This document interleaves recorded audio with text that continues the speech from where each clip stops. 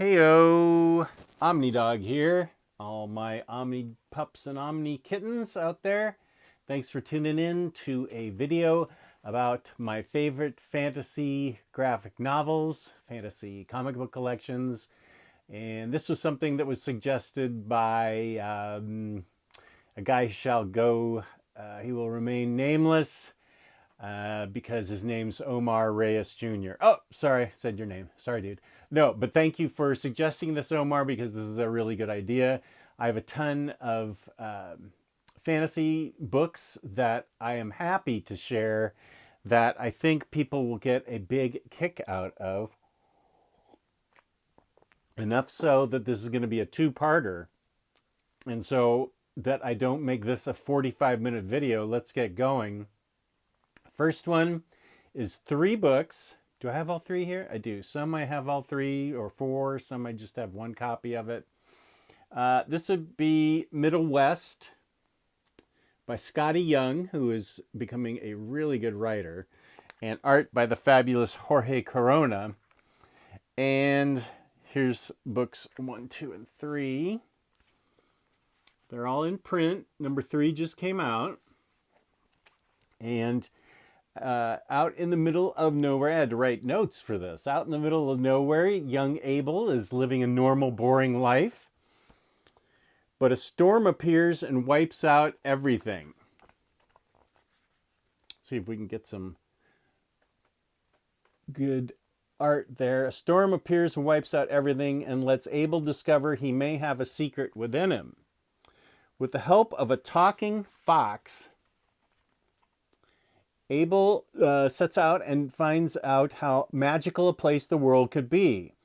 Glowing insignia on his chest shows Abel he's special, and the crazy power his awful father wields makes Abel afraid of him and what Abel might become, but still wants to find him. The father goes missing after the giant storm. After the giant storm takes the dad. There's bridge trolls, there's circuses with magical, interesting people in the circuses. Look at that art. Vehicles and industries powered by glowing bottles on top of them. There's robots. Abel learns a lot about himself and his powers and the angry manifestation of his dad. His dad can manifest himself into a powerful storm himself, and Abel inherits some of this ability. So it's a story of how he learns to deal with it and how he learns what to do with it to protect the ones he loves, because his father's got a temper problem. He really finds friends and family, family, like circus family, the people he meets as he fulfills his destiny along the way. There, as I say, there's 3 books. That was the first one, and it ends after the 3rd book. So that's something nice. The art is just incredible. Jorge Corona is a really good artist. I'm hoping I'm doing a good job showing this art. And it is a very well told, beautiful fantasy story of a young man growing up quickly with the help of, especially that fox. That fox, talking fox, is really cool. And he encounters a lot on his journey, trying to find his father, remembering bad things about his father, but still wanting to find his father. And he encounters all kinds of wild creatures and people, and not all of them are bad. A lot of them are good, and they will help him. But there's some people out there that don't have his best interests at heart. But mostly we have to worry about the father. And so this is Middlewest, 3 books by Image. Highly recommended. Very highly recommended. Also from, I think this is from Image. Yeah, also from Image. One of my favorite, I've talked about it before, so I won't go on at length about it because it's in a previous review of mine. And that is the story of Rose. Magic is forbidden on Rose's planet, and it's dying in the kingdom. Rose is born with it, and they do all they can to hide it because there's an evil queen who wants to get all the magic for herself and wipe it out and take control over everything. Let's see, let me get book one. Now, the interesting thing is,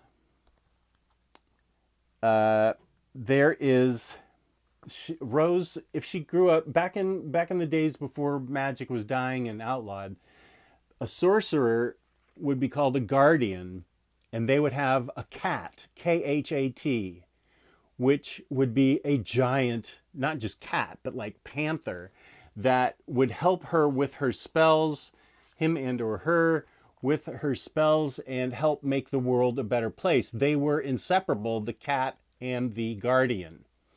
But things went haywire, things went wrong, and all cats were eliminated. All magic was just about eliminated, and Rose is the only hope. She finds, by coincidence or not so coincidence, she finds Thorn. Rose is the guardian, and Thorn is the cat. And she tries. They immediately get along, but the cat has struggles for the entire book with a collar around its neck that dampens its power. And that is, of course, because the evil queen is trying to wipe out all the cats, and I think Thorn is probably the last cat. But it's an amazing adventure as they... it's 3 books, so they go along quite a bit of territory, because there's going to be a final showdown in book 3 at the queen's castle, but the queen meets them outside of the castle, where she aims to do them, kill them. She wants to kill them. There's a village along the way that doesn't like the evil queen either and helps Rose. There's a mythic knight that used to work for Drusilla, who is the evil queen, who swears fealty to Rose and decides to become her guardian knight, which is cool. The village full of spirited defenders helps Rose escape, especially when Drusilla's armies are closing in on her. And the final book has Rose and Thorn captured by the queen and held captive. You can see there's, for a land that has a lot of magic dissolved from it, there's a heck of a lot of magic in it still. So Rose is finding that no matter how much help she may have, she has to face down Drusilla alone. There's magic. This is book 1. Let's see if we can get a look at book 2. This is also... Well, let me just wait till I get to... Oh, that was book 2. Did I already show book 1? Whatever. Here's book 3. And she has to... Rose has to face down Drusilla alone. There's magic. There's zombie ghosts. There's living giant cats, witches, chivalrous knights. This is like fantasy dream come true. It's got everything in it, along with beautiful art. Almost all of these books have fantastic art. I don't even know that I would be showing them if they didn't have great fantasy art, because that, to me, is part of the appeal of the fantasy book, is really great art that draws you into the story, and the story keeps you in there. So Rose is the savior, and she has allies, she has enemies, she has a giant cat. It's really cool. And I made a video that included this in it. And I named it one of my favorite fantasy books, and it continues this day to be one of my favorite fantasy books. Now let me check, because I believe this is the end of 3. I believe it's 3 and done, but I think the end leaves it open for further adventures. So let me check. Yeah, it says end of chapter, and I believe there's room for more to be written. But you'll be happy with just these three. Now the next one, I'm kind of cheating a bit. Those of you hardcore fantasy fans may object to this. Peace and love, peace and love. But this is one that I picked because, first of all, I love this book. It's 3 books and done. And it has a lot of fantasy elements, but they're in space. And I realize that's usually called science fiction. But this had so many fantastical ideas in it that I decided to include it in this video, and you can either ignore it or read it or do whatever you want. So I'm just going to include it because I love the book, and it's called Joyride. It's by Boom. Jackson Lansing and Colin Kelly. Marcus Toe does the art. The Earth has built a force field that covers Earth and half the moon. Now, to get out of the Earth's grasp, you have to somehow get on the dark side of the moon and get your spaceship on the dark side of the moon and fire it off from there. That's if you want to escape Earth. And this is what the back says: Earth sucks, steal a spaceship. So there's a force field around Earth. Our heroine, and her crew that she assembles. Her name's Uma, and it's a wide variety of alien creatures, ex-cons, and robots. They steal a ship and they embark upon adventures because basically they're bored teenagers, and I believe one of the crew members is the daughter of a high muckety muck in security on Earth, so she's really taking a chance escaping Earth. Now, Earth has built a force field to keep out other species and to just be left alone. And they don't want any aliens visiting them, and they don't go visiting any aliens. One of the first cool things that happens is that they find out the ship is sentient, a living, breathing, organic being that is hundreds of thousands of years old and contains chambers upon chambers upon chambers that are undiscovered by these guys. So that's like an adventure in itself. They embark on all kinds of adventures. There's pleasure planets. Here they are at a pleasure planet. There's all kinds of space cops they have to elude. They land on a planet where the sky and the ground are about to make love and come crashing down upon each other, so they got to get the heck out of there. Although the pheromones that the surface has put out makes them all lovesick and lovey-dovey, and so they get out of there barely, which I thought was a really cool concept. They meet a being from the 8th dimension, and that's as cool as it sounds. This 8th dimension being is really neat. And there's all kinds of rules and regulations throughout the galaxy that Uma and her crew decide they want to break. And they break like every single one of them. Now, I know this does sound science fiction-y, even as I'm talking about it right now, but I really think it's worth your reading because it's so inventive and so different. I really enjoyed it. So there's 3 books of Joyride, and that's it. And the art is great in it, and so is the writing. Now this one is by Christopher Sabella, who is becoming one of my favorite writers. He wrote High Ground, which I really like, and I can't remember. I just reviewed one of his other books, and it was really good too.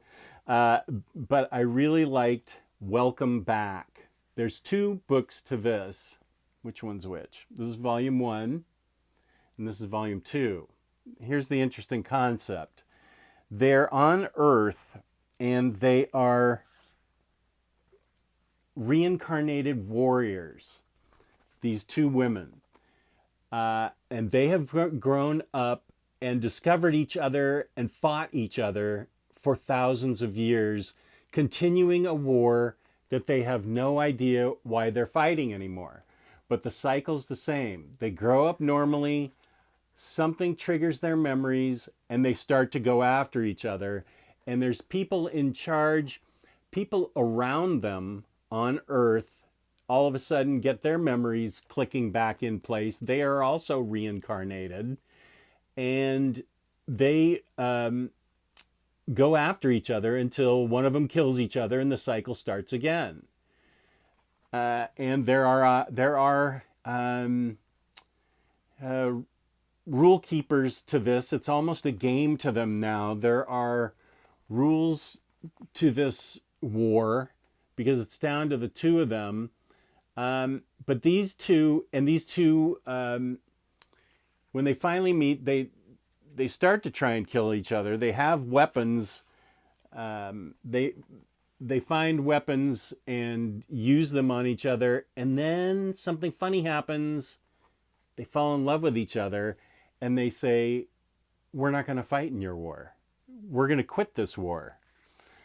And that makes the higher ups in whatever organization it is that gets this war to continue extremely unhappy. And so the girls, Mally and Tessa, have to figure out how to get the war to stop and to save their own lives.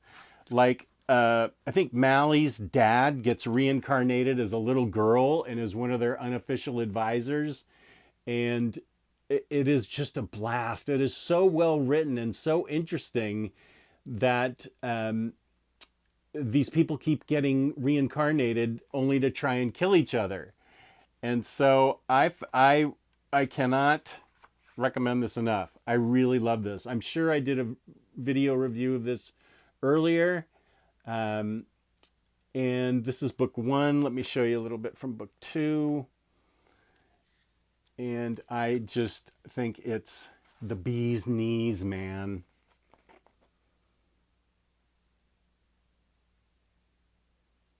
So this is from Boom.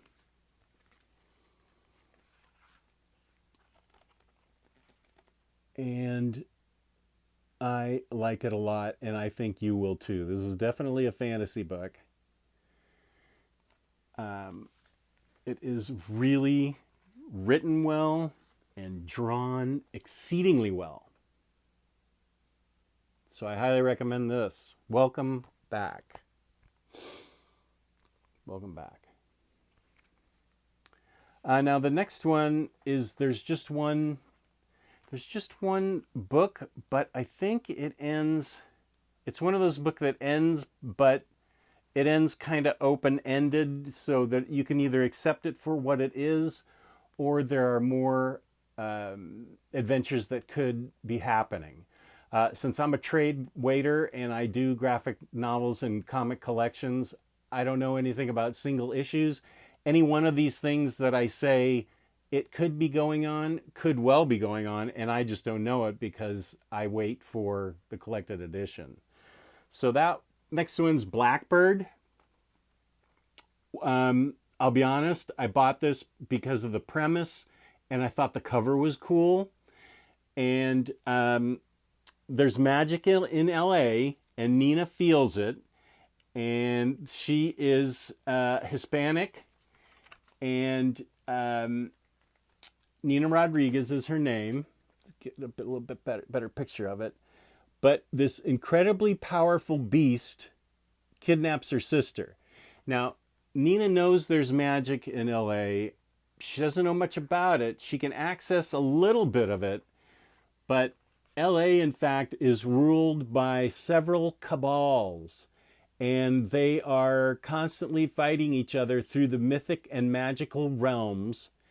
And Nina has to set out to not only find her sister, but why her sister was stolen from her and what is behind it. And there is a ton of really cool magic in LA. And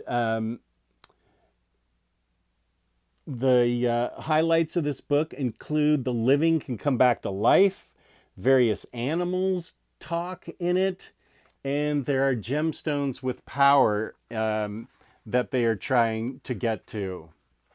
Each of the cabals, including Nina's mother runs a cabal, but Nina's not really sure her mother's running the right cabal. There's definitely a sense of sort of good versus not so good in this book. And I love the art. And the writing's great. It's by Sam Humphries, who's a good writer, and Jen Bartel, who is a very talented artist. Let's see. Nina has several very difficult adventures as she navigates her journey of self-discovery through LA. It ends cleanly, as I said, but there could be sequels for it. So let's just look at a little bit more of the art. There's definite hierarchies within the cabals. There's definitely good and evil ways to use your magic. Let's see, there we go. And there's a lot of fun, exciting, interesting stuff that Nina is involved in as she finds out who are her allies and who are her enemies. And are any of her enemies in her family? So you got that to worry about. So I highly recommend picking up Blackbird.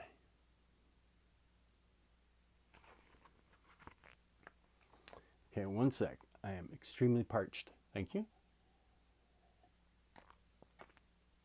The next book is by one of my favorite writers, Cy Spurrier. Oh man, I got a big old bend on it. Oh well. It's by Boom Studios, Cy Spurrier, Godshaper.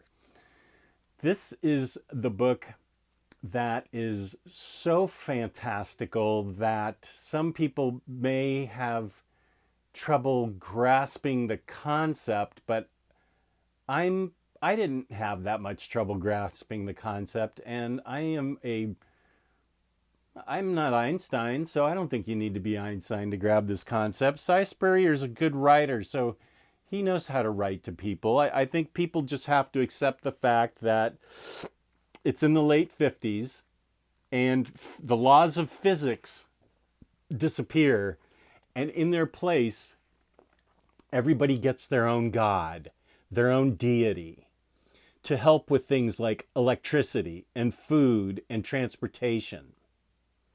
So you see a whole society where people have got their own gods, and how it changes, of course, how they interact with each other, how the world interacts with countries interacting with each other, how cities evolve, what changes. I mean, it's really a really cool concept. And Ine is the main character. Here's Ine. Now, he's called a Godshaper because he was born without a god, but he can help shape other people's gods. And he runs into a humanless god who we will call Buddy, and they have some far out and fun adventures as they travel the land. Ine is just trying to get, food and shelter, help some people, and then go about his way. And of course, there's all kinds of conspiracies and everything else going on. They keep running into trouble, and they keep running into all these various conspiracies and weird things that are happening. But Cy Spurrier does a really good job writing this, and I think it's a wonderful book that is a great concept on what would happen if you actually got your own God. What would you want? How would you live? And it's not a book that shows hundreds of thousands of people living like kings with gold-plated castles. It's very different, and I think it's interesting. The gods in these books just help maintain existence with food and shelter and electricity and stuff. And so Cy Spurrier really does a very good job at world building, as he usually does in this interesting and crazy world. So I highly recommend Godshaper, because you'll love Bud, the little... Where is he? There's Bud right here with the top hat on. He's the humanless god. So yeah, top notch, Godshaper. Here's one of my all-time favorite fantasy books, and I've read it so many times. I still wrote notes on it because I didn't want to forget some things. Kingsway West, Greg Pak, very thin, which is too bad. This could be about 12 volumes, and I would dig it. In the old American West, which I will show you a map of, this is an alternate West where, let's see if I can get the map. Yeah. There's the Murrieta territory, which is the Pacific Northwest. There's the Wild, the Golden Mountain Empire, which is California, the Republic de los Californios. So it is, it's not like our United States. There's a substance called red gold that has very magical properties to it. There are dragons in this. The African Americans in this book that were formerly slaves all have wings and can fly. And that's important because Kingsway West, that's the name, I'm sorry, yeah, Kingsway West happens to befriend several people that are winged. One of his main people that he but befriends is a winged soldier, and there's dragons involved. And he's been fighting a civil war between the Mexican government and the Chinese-held part of the United States for control of this red gold, because with it you can do kind of almost anything. Its magical powers are, and there's a dragon right there, its magical powers are so strong that you can do pretty much anything with it. There's a queen of the Chinese area. She's the queen of Golden City, whose scientists all discovered the red gold, and it has not only powerful magic properties, but it helps tip the balance. It can help tip the balance, but I don't know why I just did that. It can help tip the balance in what's going to be a new civil war, unless Kingsway West can figure out how to avoid it. Now, in the beginning of the book, he meets someone, they get married, they go off to live peacefully after he's fought 13 years in a war over this red gold. And somebody drags him back into this because he is known as a stand-up guy and a guy who will help the little person. And he's just trying to avoid a second world war. A second civil war. And it's got great supernatural undertone, well, not overtones, the supernatural's all over the place in this. And there's some steampunky vehicles in it too, which are cool. And, there's some of the dragons in flight there. And so it's set out in the Old West. And I think this is just one of my favorite books because it has such a cool concept about how the West could have been with the discovery of instead of just gold, this magical red gold. So do yourself a favor. This is from Dark Horse, and definitely get this book. I love this book. I really should add it to my 18 top books of my life. It started out at 10 and then it's expanded at this point. But Greg Pak does a great job on it, and the art's wonderful too. That's by Mirko Kolak. And we'll take one last look. Yeah, this is a cool shot.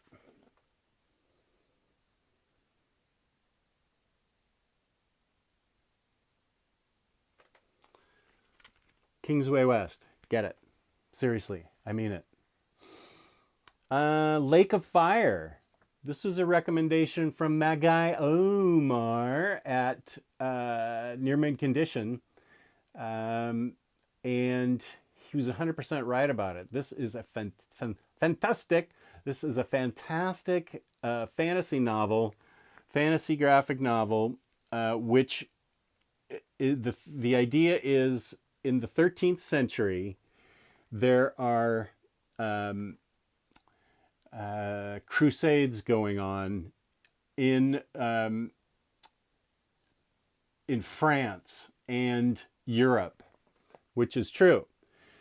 So what would happen if an alien spaceship filled with bloodthirsty bugs and a secret to drill into the earth landed in the middle of this? Well, first of all, you've got religious monks who are busy trying to root out heretics from just regular villages.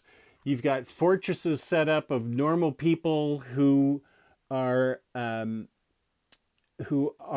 afraid of letting anything in or out, and all of a sudden these giant bugs show up, and of course the monk doesn't believe them until he finally does. And the female protagonist of the story is someone who believes, has religious beliefs similar to what the monks do, but not entirely in sync with it. So she's considered a heretic. And so she is captured, almost burned at the cross, but she proves to be a plucky thing and is one of the main people that goes after the bugs in their spaceship in the middle of the Lake of Fire. And you will understand what the Lake of Fire is once you read the book. The art is great. This is by Nathan Fairbairn and Matt Smith, and it's probably just Fairbairn, but it's Nathan Fairbairn and Matt Smith. And there are, let's see, here's a great picture of the bugs, the buggy aliens. But it is a great adventure, lots of fun. Don't get too, this like Game of Thrones, don't get too, anybody be your favorite in this book. There, yeah, if you know what I mean. Don't get too close to anybody in this book. But it's a great fantasy adventure about bugs and what 13th century weaponry can do against them, and what the bugs are really doing here. What's their ultimate goal besides eating us? What are they trying to do? And the villagers go into the spaceship to try and figure it out. And of course, it's a whole bloodbath there, but they figure out what the whole deal is, and it's very exciting and interesting. So I highly recommend Lake of Fire. And my arms are getting extremely tired. Autumnlands, by one of my favorite authors, Kurt Busiek, is 2 volumes. And it is a story of anthropomorphic animals. The rich ones live in the sky via magic, and the poor ones toil on the earth as pretty much their slaves, getting them the goods they need. And there's definitely a hierarchy between those that live in the sky, those animals that live in the sky and the ones that toil down below. Now, magic is slowly dying in this world, and they need it to keep all these lands in the sky up in the sky, and because they rule with magic. So one of the old prophecies is that they can create a spell to reach back and pluck a warrior from the past, from the past, to save their world. And it's not clear how he would save the world, but pluck him they do. And magic has a cost, of course, and I'm not ruining it by telling you the story really starts when the magic used to bring the warrior to this world sucks the magic out of the ability to keep this particular village in the sky up in the sky, and it crashes to the ground, which starts a war with the bison slaves on the ground.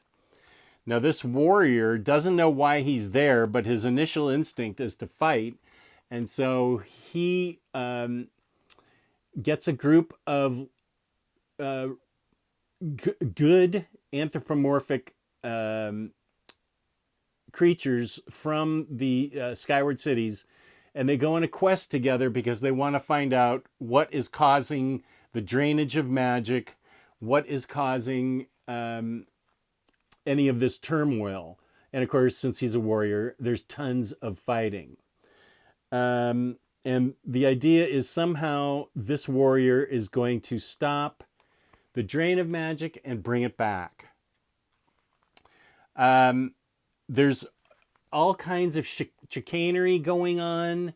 There's infighting on the council of the sky dwellers, and they're constantly undermining each other, the ones who decided to bring the warrior forth. And they go in book 2, the warrior and his band of people, well, his crew. You can see here the dog, he's one of the main protagonists, he's a good guy. They discover an ancient site that they activate, and these living statues come to life to serve them in whatever capacity they want.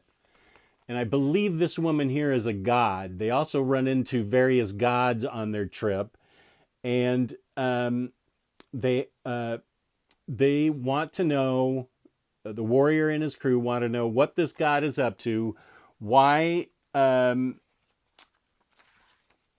what it is that the living statues want, and how they can help them, how they can help each other. Are they to be trusted? That is a whole really cool part of this with the living statues. Then there is, of course, a story arc involving sheeps and goats, which is cool, very interesting. And every one of the chapters, this is really cool, starts out with an introduction like this, like from pulp magazines. Every single one of them. So you get a bunch of these, and they give the introduction in this written part, and it's in this cool font like pulp magazines, which I think is a great touch. So, great book. Problem, 2 volumes, cliffhanger. And my studying shows me that it's been a cliffhanger for about 3 years. So go to it, read it, enjoy it, and realize that you may have to wait a little bit before you get to the end. I don't even know when the end's going to be. And the second to last book is Birthright, Volume 9. This is Volume 1, I think. Volume 1. It ends with the 10th volume. Birthright is an epic with so many adventures in it that it takes 10 books. There's going to be a 10th, and that'll be the final one. I could do a video just on it with 10 books. But it starts out with a young boy being stolen. right under his father's eyes in a forest. Of course, the father is blamed for it. They think they killed him and hid him. And so for a year, the father has to live with constantly being shuttled in and out of jail and the shame of his family and community. This is nothing in the grand scheme of things, because all of a sudden, in a year, the little boy, Michael, shows up right here as a full-grown Conan-style warrior. He was spirited away to another planet where time works differently. He grows up and becomes a fierce fighting machine that is sent back to Earth to protect it from a sort of a weakness in the dimensional barriers between this place, between our place and the place where he was taken. He was trained as a warrior to come protect our universe. And, you know, he shows up at the police station and not a whole lot of people believe him. But it goes into a lot of detail of what life was like for the young boy training in the other universe. He didn't have a choice. They kidnapped him and said, you have to become the savior, and this is what we're going to have you do. And they train him to be a killing machine, Conan-like warrior. There's also some intrigue because he's possessed by this red spiritual thing. Eventually, something happens with that. That could be around book 5 or 6. I don't even remember. I read all 9 of these at once, and it sort of blends together. But it's an epic fantasy, and Josh Williamson does a great job writing it. The art's really good, and there's all kinds of interesting parallels between our Earth and the planet that he's trying to defend us from. Some things we thought were true are false, and vice versa. And I mean, it's 9 books, so you know things are going to change. Some things are going to happen differently. It's full of magical creatures and all kinds of magic and interesting stuff. You don't have to go out and buy all 9 and swallow them at once. I bought them piece by piece, but I kept up with them because you don't want to forget what's happened in the first couple volumes. And then the last one is by Mike Carey, who's a writer that I trust now to write really good stuff. And that's Highest House. Who is this by? IDW. This is way oversized. The highest house is where all the nobles live and the slaves do not. There are people who live in poverty, and then there are slaves who work for the highest house. The main protagonist's name is Moth. He is bought out of poverty to come work at the highest house and to be trained to be a slave there. But he is smart enough and brave enough that he ends up saving a couple lives rapidly in succession, one of whom happens to be the ruler of the highest house, his daughter. And so he gains great favor that way. But the most interesting thing is there is a voice that speaks to Moth throughout his stay there all the time. And what is the voice? Gives him advice, gives him direction, tells him how to act. And the idea, what the voice wants from him, I'm not going to tell you, but he gets a lot of promises are made to him. A lot of things come true that the voice promises Moth. But we're always sort of suspicious of this voice. What's the voice want? What's going on here with the voice? And Moth is a very brave and capable and really great kid that you can't help but root for, because it's a really wonderful story of how bravery and intelligence and a willingness to adapt can really pay off. And it's so weird that the people that live in the highest house, the nobleman himself, the owner of everything, is actually a very fair-minded guy, and so is his first in command, which is nice. This is Moth sticking up for himself, some guy trying to get busy with him on a rooftop, and he's having nothing to do with it. This is a fairly big book, but it's well worth it. I love this book. I really think it's got everything you want in it. There's spells and witchcrafts and stuff, but it's mostly a tale what it's like to live in an alternate universe around the 16th century, and weird things happen. Like Moth falls off a roof, and they think he's dead, but there's a balcony all of a sudden that catches him. Well, that balcony wasn't there yesterday. What's going on here? So something's looking out for Moth. Something's helping Moth as he helps himself. And the highest house has my highest recommendation. So there you go. That is the first part, just the first part, of my fantasy recommendations. So thank you for watching. I know this was a long one. Thank you for watching the whole thing, if you did. Or thank you for watching just little bits of it. Please feel free to give me a like, subscribe, and I will be doing a second one. So if one of yours didn't get featured here, there's a good chance that I will feature it in the next one. And feel free to leave comments because I always respond to comments. I always appreciate comments. So peace and love, peace and love. Thank you very much. I love you all. Peace and love.